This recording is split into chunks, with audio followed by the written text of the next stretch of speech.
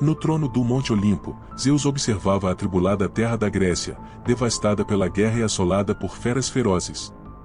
Zeus sabia o que precisava ser feito, um herói deveria surgir, um herói que ele mesmo geraria, capaz de unir o povo e livrar o mundo desses terríveis monstros. Esse herói viria a ser Heracles, mais tarde conhecido como Hércules pelos romanos. Zeus escolheu a bela Alcmena para ser a mãe de Hércules, pois ela descendia do famoso herói Perseu. Enquanto o marido de Alcmena estava em guerra, Zeus engravidou, planejando fazer de seu filho o próximo grande rei da Grécia. No entanto, Zeus não tinha conhecimento de que sua esposa Hera, a rainha dos deuses, estava observando esses acontecimentos. No passado, ela havia ficado impassível enquanto Zeus gerava muitos filhos ilegítimos. Quando Zeus jurou dar a realeza ao próximo descendente de Perseu, acreditando que seria seu filho Hércules, Hera viu uma oportunidade de vingança contra seu marido. Quando Hércules estava prestes a nascer, ela usou sua magia para atrasar o parto dele e acelerar o parto de outro descendente de Perseu, chamado Euriteu. Como Euriteu nasceu apenas segundos antes de Hércules, ele se tornou o próximo descendente de Perseu, forçando Zeus a dar-lhe a realeza. Zeus não pôde fazer nada sobre o reino perdido de seu filho, mas conseguiu se vingar de Hera. Após o nascimento de Hércules, Zeus o levou até o quarto de cama de Hera no Olimpo. Enquanto ela dormia, Zeus colocou o bebê no seio de Hera, onde Hércules conseguiu se alimentar do leite divino dela, roubando parte de seu poder divino. Hera acordou assustada e lançou o bebê de seu peito, fazendo com que o leite espirrasse pelos céus. Esse leite se espalhou pelo espaço e se tornou conhecido como a Via Láctea. Zeus riu consigo mesmo e levou Hércules de volta à terra, colocando-o em um berço ao lado de sua mãe. No Olimpo, Hera estava furiosa. Isso fora um grande constrangimento que ela não podia ignorar.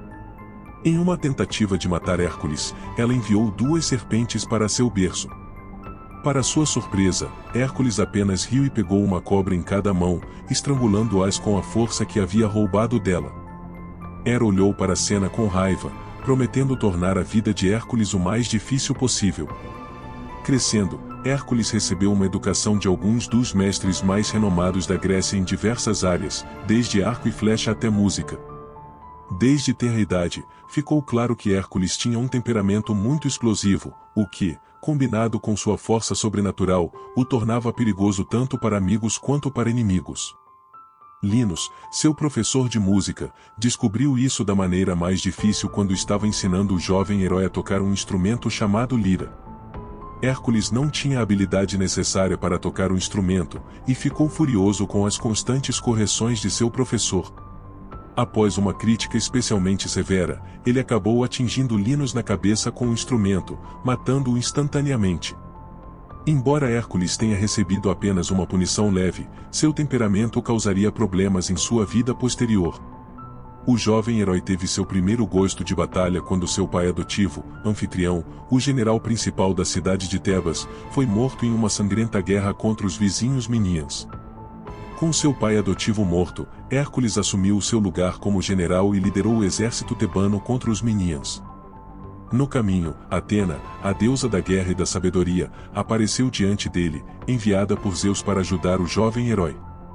Ela trouxe presentes dos deuses, armas e armaduras resplandecentes forjadas no Monte Olimpo. Hércules agradeceu a Deus e partiu para a batalha com os presentes de Atena, vingando seu pai adotivo destruindo o exército dos Miníadas.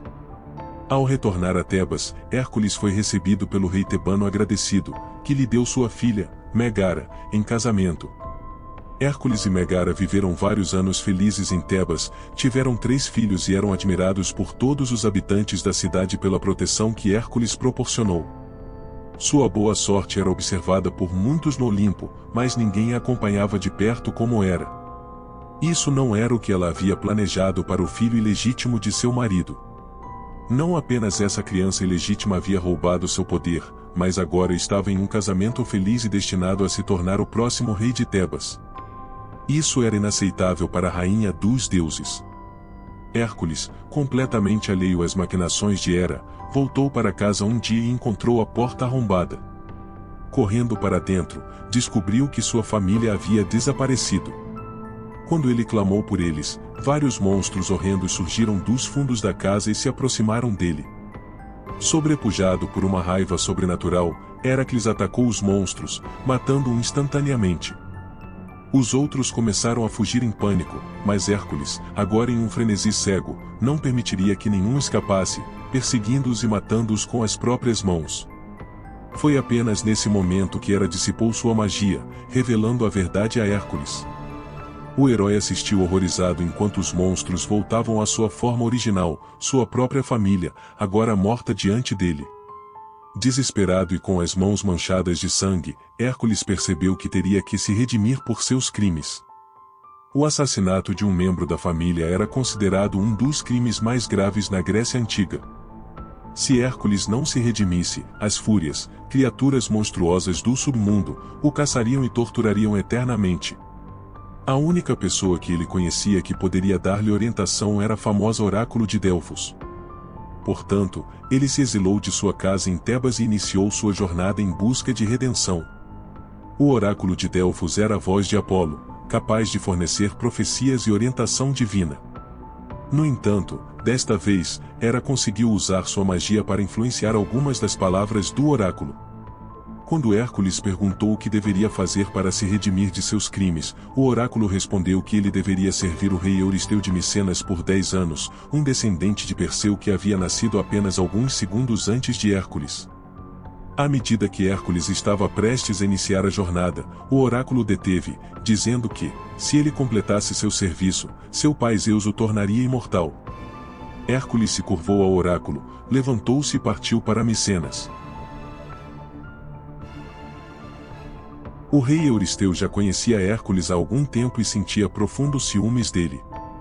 Os dois eram primos, pois compartilhavam descendência de Perseu, mas eram completamente diferentes.